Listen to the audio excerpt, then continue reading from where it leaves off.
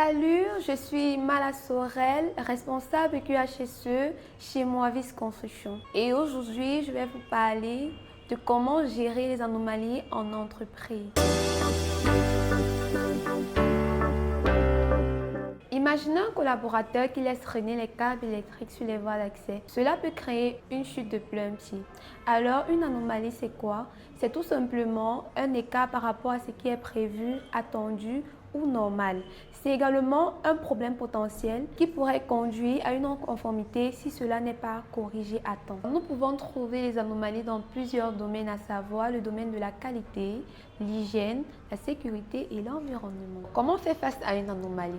Lorsque nous faisons face à une anomalie, la première des choses, c'est de penser au PDCA, c'est-à-dire planifier, réaliser, contrôler et enfin faire une amélioration continue. Alors, après avoir vu l'anomalie, nous devons l'observer. Ensuite, planifier, c'est-à-dire essayer de voir les actions que nous pouvons mettre en place pour corriger cette anomalie-là. Et après, nous devons informer, donc signaler soit le responsable hiérarchique, soit encore le responsable QHSE de l'entreprise. Et ensuite, nous devons faire un check-up. Dans le check-up, il s'agit de vérifier si est-ce que les actions que j'ai mises en place ont fonctionné ou pas.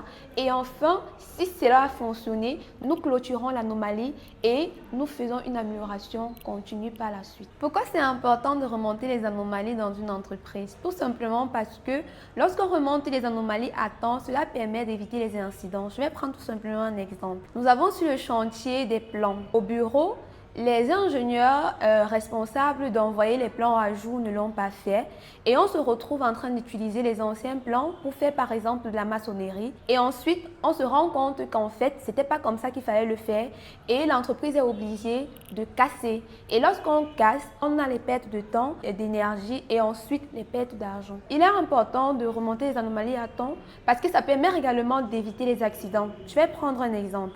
Si nous sommes sur un chantier avec des fosses qui ne sont pas protégées. Par inadvertance, une personne peut chuter dans cette fosse-là. Et qu'est-ce que ça va créer? On peut avoir les risques mortels, on peut avoir les risques de noyade. Également, l'entreprise pourra être amendée par le ministère en charge. Ou encore, si on a mort d'homme, l'entreprise va devoir débourser de l'argent pour pouvoir payer des indemnités à la famille endeuillée. Donc, c'est pourquoi il est vraiment important de remonter les anomalies à temps pour permettre à l'entreprise non seulement de gagner en temps, de gagner en énergie et en argent. Un autre exemple, l'absence des toilettes dans un chantier peut entraîner l'insalubrité parce que les ouvriers n'ayant pas d'endroit où se mettre à l'aise pourront se retrouver en train de faire des selles sur le site.